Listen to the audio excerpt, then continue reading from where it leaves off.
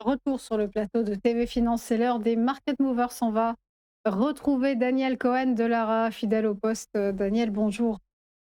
Bonjour Roselyne. Vous êtes, on le rappelle, associé chez Next Momentum. Commençons par évoquer une première valeur, à savoir Aperam. Et on en parlait en votre compagnie il y a près d'un mois de cette valeur, hein, du spécialiste de l'acier inoxydable. Et on soulignait à l'époque sa progression irrésistible. Alors qu'en est-il aujourd'hui? Eh bien écoutez, si je vous le représente ce matin, ben, c'est parce que, depuis la dernière présentation, ben, les choses ont évolué favorablement et je pense qu'on est à l'aube d'une nouvelle impulsion haussière sur Aperam. Donc, on va s'arrêter à Aperam depuis la fin du mois de mars, hein. On a trouvé un support sur 31,80, on est maintenant sur 52,50, donc on a gagné pratiquement 60%. On a ouvert un premier gap le 8 avril, un deuxième gap le 4 mai et un troisième gap qui peut parfois inquiéter, hein, le 25 mai, qui pourrait être un gap de fin de mouvement, hein, un gap d'essoufflement. Je ne le pense pas. Alors, on est actuellement sur une résistance à 52,60 €. D'autre part, si je vais zoomer un petit peu, voilà.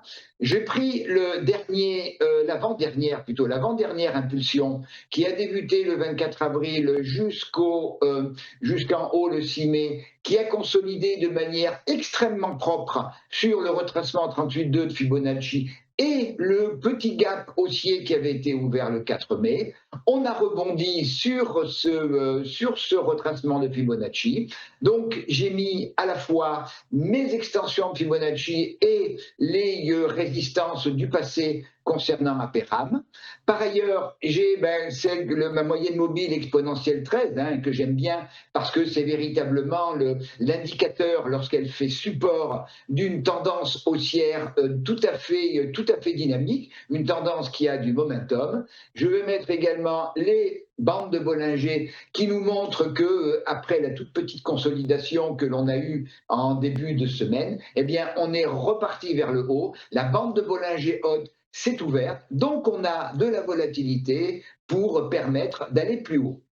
Alors, bien évidemment, pour cela, il faudra que l'on franchisse la zone des 52,60 €, 52,75 €, qui représente une résistance, je crois, d'il y a 4 ou 5 ans, et l'extension 0,786 du mouvement qui avait consolidé sur le 38,2. Donc, j'attends un franchissement de cette zone, hein, et vous savez depuis maintenant que quand je dis un franchissement, c'est une bougie verte qui a un corps d'une taille significative, une petite mèche haute, tout ça pour indiquer que les acheteurs ont pris la main, repris la main. Ils ne l'ont pas véritablement perdu, mais il y a une dynamique acheteuse qui permet le franchissement de la zone des 52,60 €. On visera derrière, alors, dans un premier temps, 54,65 qui est l'extension 1 de ce même mouvement, la résistance à 56 €, et puis si le marché est toujours ce même dynamisme, eh bien l'extension 1,272 à 57,05 €.